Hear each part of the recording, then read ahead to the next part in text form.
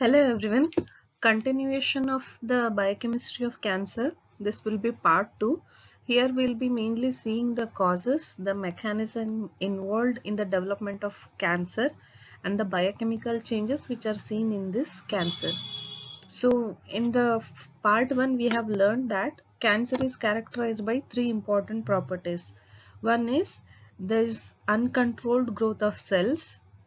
If it is a malignant, it invades to the local tissue, and there is also metastasis, that is spreads to other parts of the body. But if it is a benign tumor, the growth is restricted to that particular site of origin and there is no local invasion and there is no metastasis in case of benign tumor.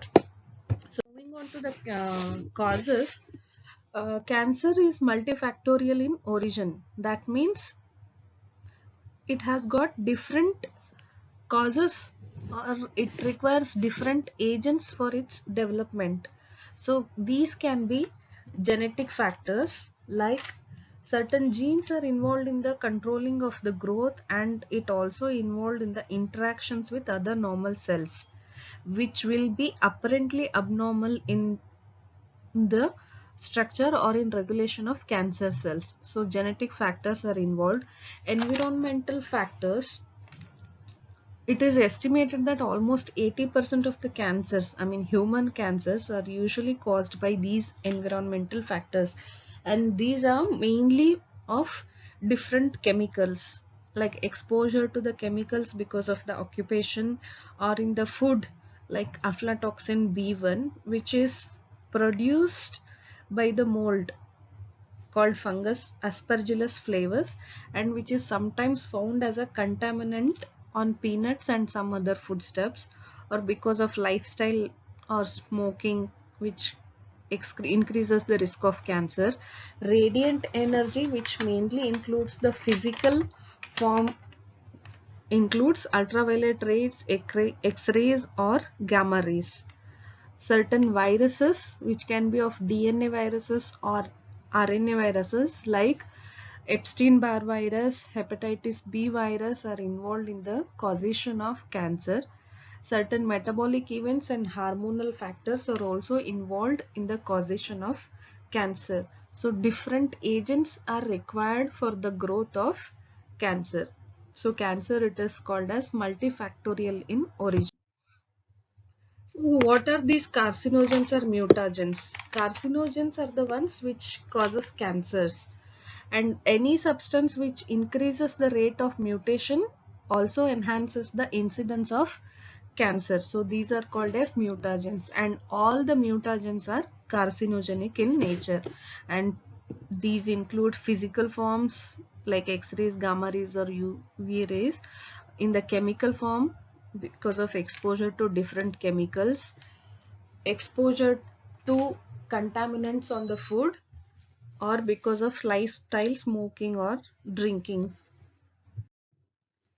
So these carcinogens can be of two types, organic and inorganic. And organic carcinogens have been studied little more or thoroughly studied, and based on the mechanism of action they are classified into two types, direct carcinogens and procarcinogens.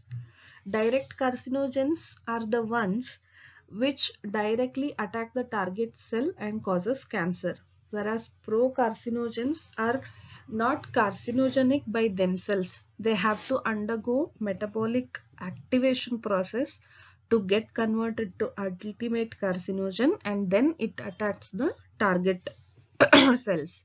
So metabolic activation is nothing but conversion of procarcinogen to ultimate carcinogen by undergoing two or more enzyme catalyzed reaction is called as metabolic activation. That is, conversion of procarcinogen to ultimate carcinogen by different metabolic reactions is called as metabolic activation, and during this process proximate carcinogens are formed as intermediates, and these ultimate carcinogens are electrophiles or electrophilic in nature. That means they are the molecules which are deficient in electrons. So they easily attack the molecules which are rich in electrons like DNA, especially DNA, RNA and the proteins. So these ultimate carcinogens are electrophile in nature, that is electron deficient. The mechanism of these the metabolism of these carcinogen takes place in the liver by the enzyme cytochrome P50, which is located mainly in the endoplasmic reticulum. This cytochrome P50 is also involved in the metabolism of other xenobiotics or in the metabolism of drugs or some environmental pollutants also.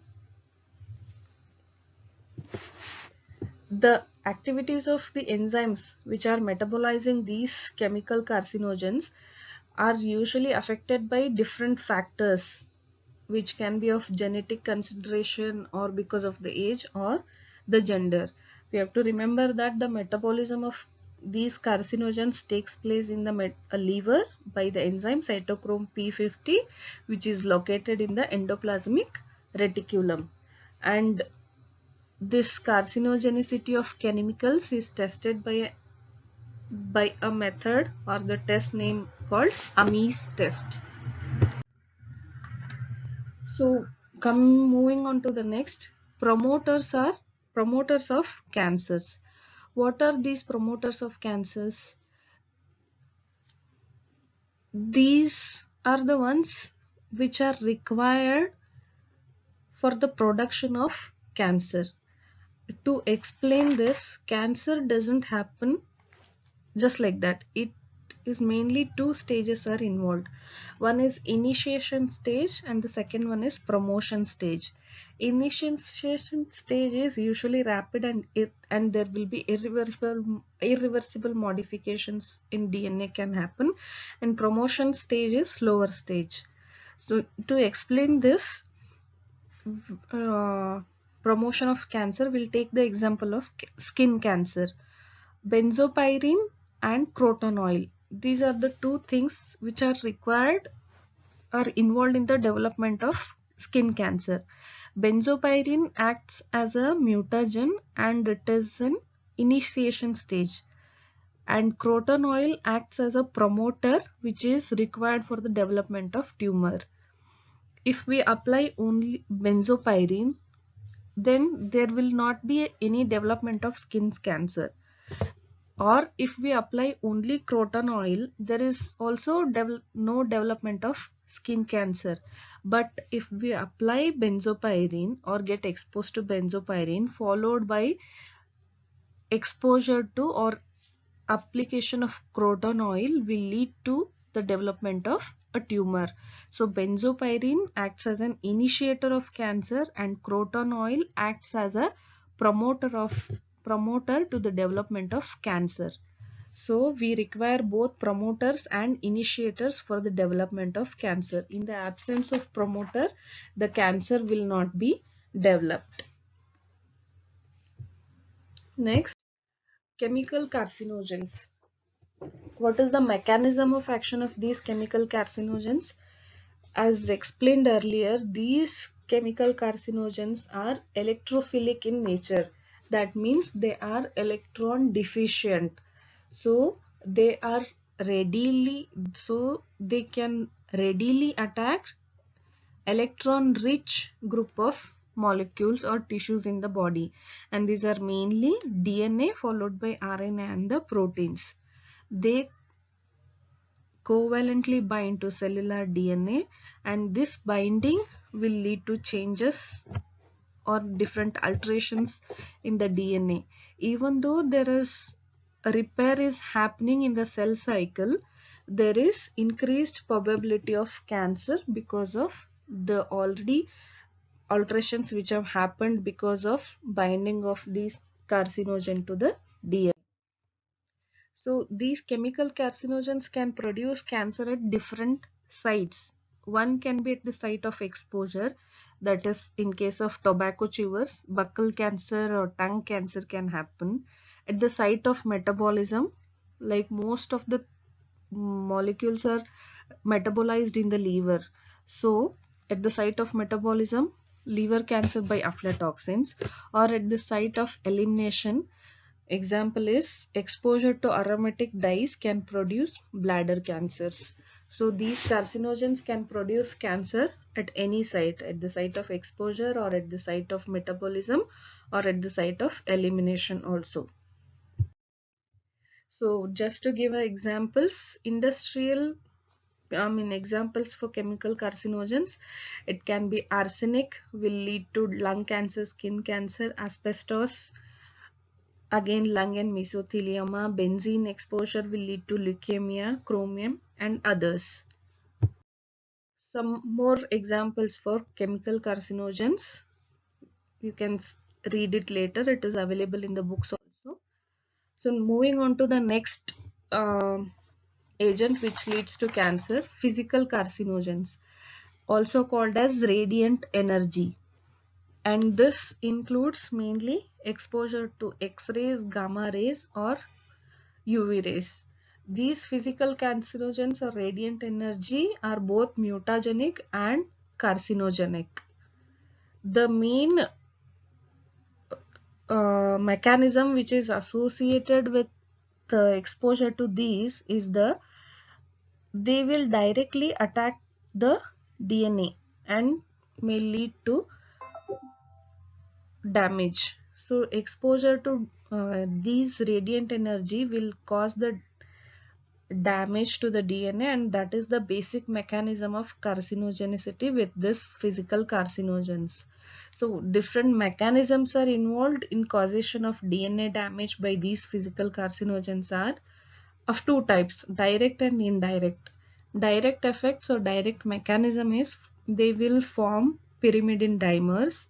They can form a purinic or a pyrimidinic sites by elimination of corresponding bases, also with break by causing break in the DNA chain.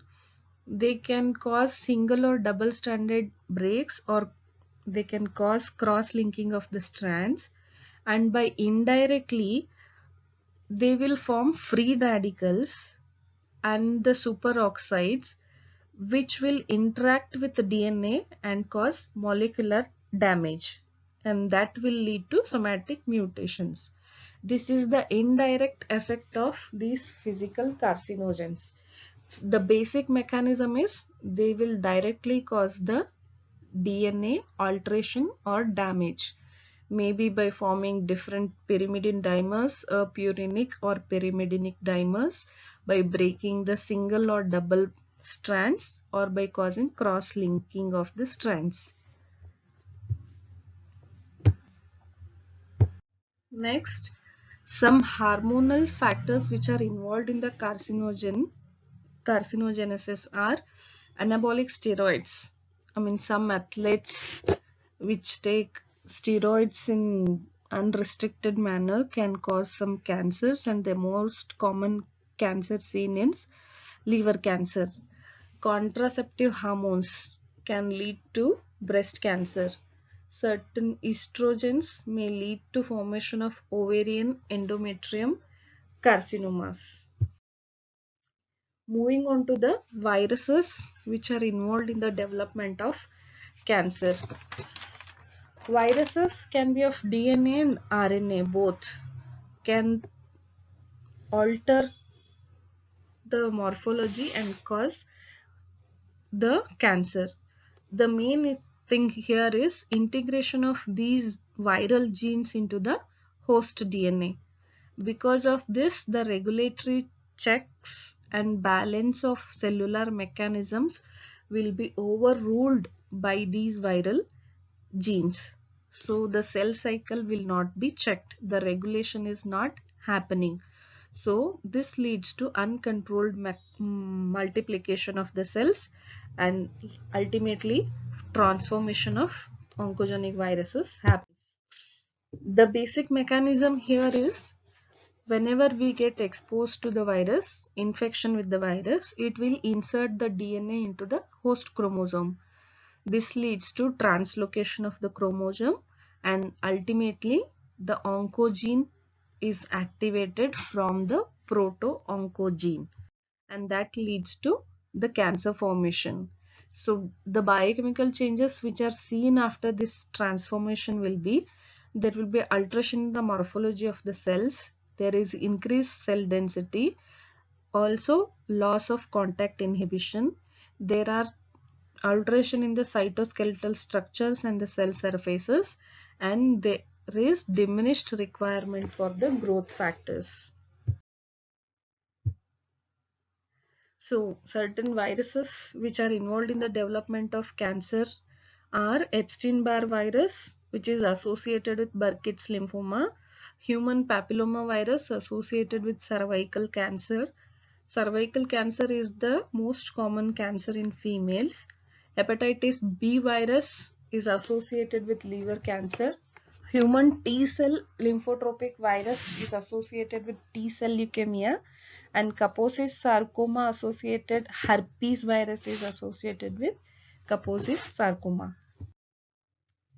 Moving on to the next causative factor, that is genetic abnormalities which are seen in the cancers.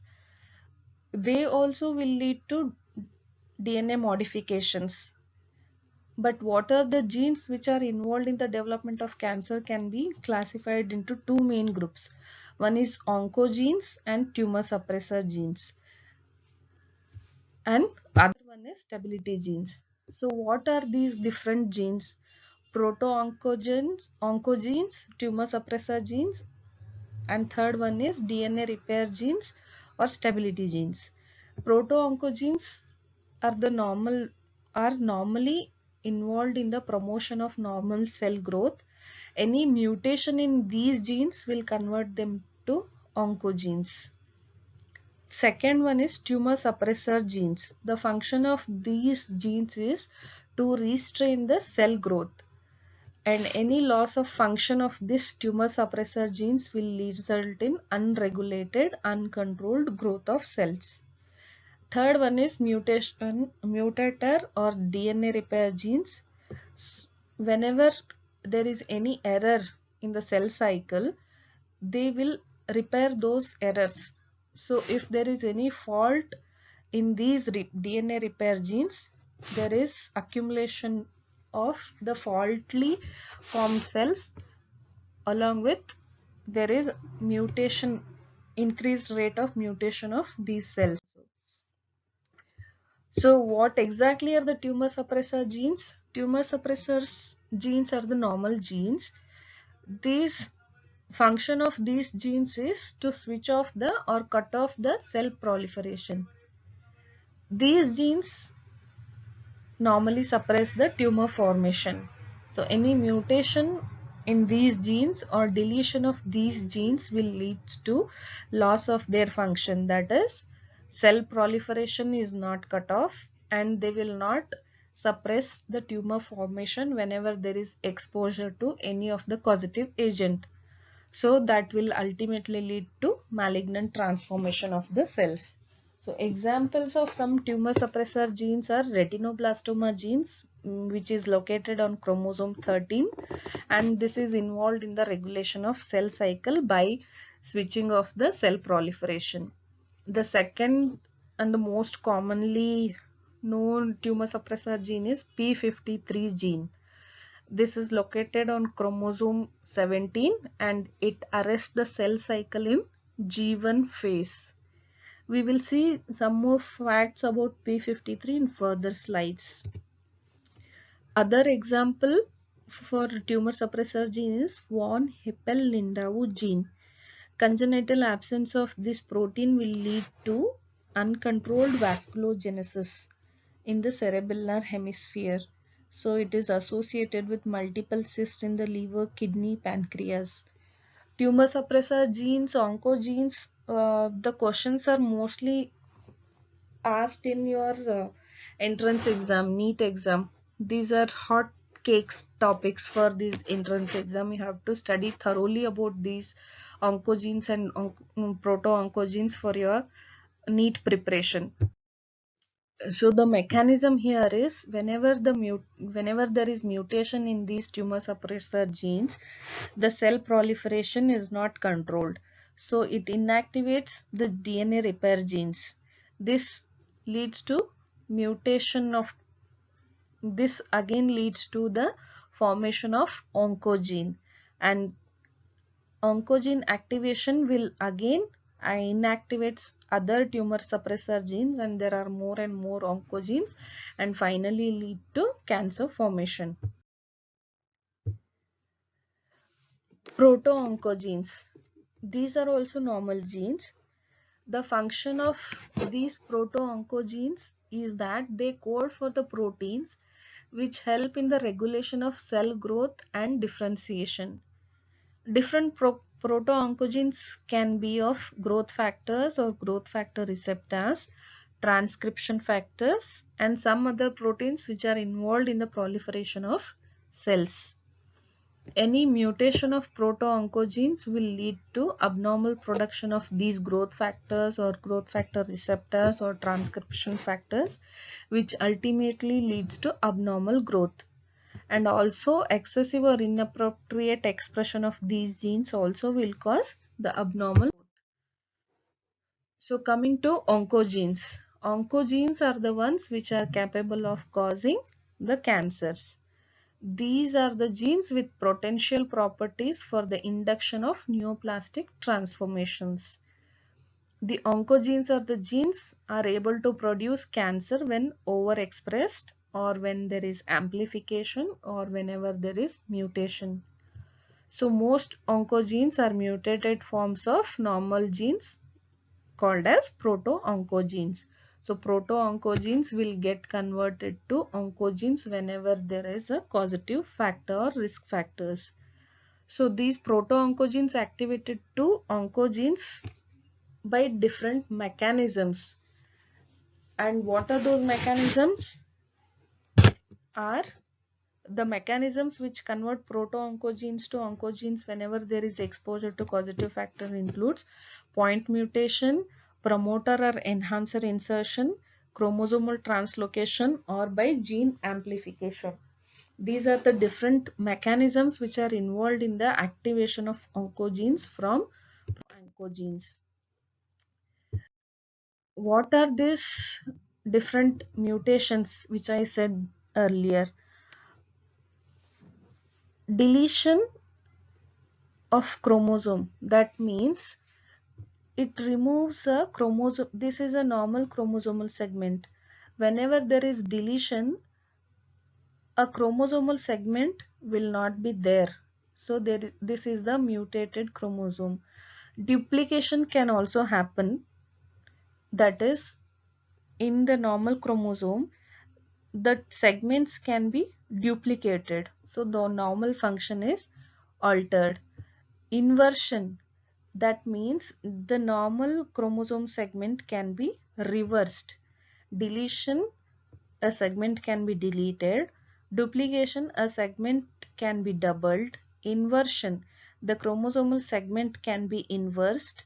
Insertion, extra chromosomal segment can be added, or translocation. This chromosomal segment can be a part of segment of the chromosome can be translocated to the different one, and there is altered chromosome. These are the different processes or mechanisms which are involved in the formation of oncogenes from proto-oncogenes whenever there is a risk factor.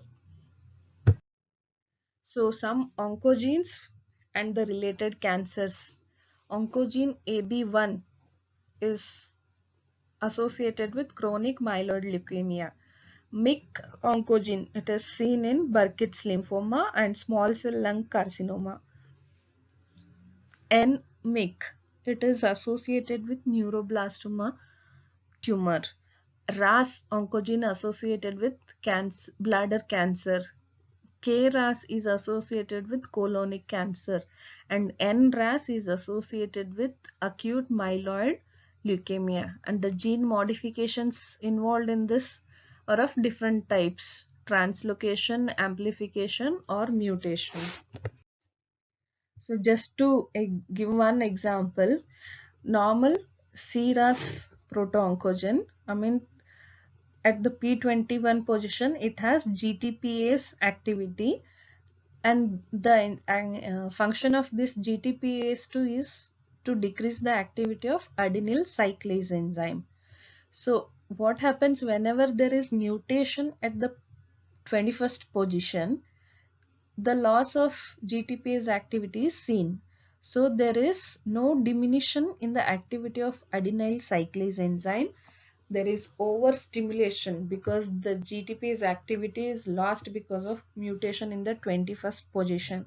So there is more and more activation of adenyl cyclase, and which ultimately will lead to the formation of cancer. Moving on to the next topic, that is anti-oncogenes. These are the genes which normally protect an individual from developing cancer, and examples include retinoblastoma gene, Wilms tumor gene, familial adenomatous polyposis, gene for P53, BRCA1 gene, and VHL von Hippel-Lindau protein. These are the different genes which normally protect from developing cancer. So, few points about few of these anti-oncogenes. P53, it is so called because it is a phosphoprotein which has a molecular weight of 53,000 Daltons, and it is located on chromosome 17. The function of this P53 is it blocks the cells which have damaged DNA during the cell cycle, and it blocks the cells by triggering the production of another protein called protein P21, and both of them together block the cell division until the repair is damaged. And if the DNA repair is so severe and if it cannot be corrected, the P53 will direct the cell to commit suicide by a process called as apoptosis, which is explained earlier. And it also activates the expression of genes which suppress cell proliferation. So if there is absence or mutation of P53 gene, these functions will be lost and there is more and more probability of developing the cancer. Other oncogene is retinoblastoma protein. It is a product of oncosuppressor gene. It is also involved in the cell cycle regulation and it suppresses the cell proliferation. The mechanism which I have already explained, it acts by binding and inactivating a transcription factor E2F, and this inhibits the cell cycle at G1 phase. In normal cell cycle, the cyclines which are involved in the cell cycle regulation, the cyclin D levels will be risen in G1 phase and it inactivates retinoblastoma. But in case of tumors, which can be because of certain viruses, what happens, they will combine with the retinoblastoma, and even if there is rise in cyclin D levels, it cannot inactivate retinoblastoma protein. So the cell proliferation is not suppressed. The mutated retinoblastoma protein cannot inactivate the transcription factor E2F. So all this will lead to increased cell proliferation, continuous cell division, which is uncontrolled and unregulated. So there is formation of cancer tumor. BRCA gene. This is also located on chromosome 17, and 5% of breast cancers and 10 to 15% of ovarian cancers are associated with mutation in BRCA gene. And it is also and one more protein that is called as MEN1 protein. It encodes a protein called menin. It's called as MEN1 gene. Any mutation in this MEN1 gene will lead to multiple endocrine neoplasias. Growth factors. These are also important in the development of oncogenes because develop in the development of cancers, because certain oncogenes also act through production of different growth hormones or growth factors, and this includes FGF, HGF, KGF and VGF, vasculoendothelial growth factors, keratin growth factor and others. So oncogenes along with those point mutation, translocation, multiplication, amplification, they also act through production of different growth factors. So next is biochemical changes seen in cancers.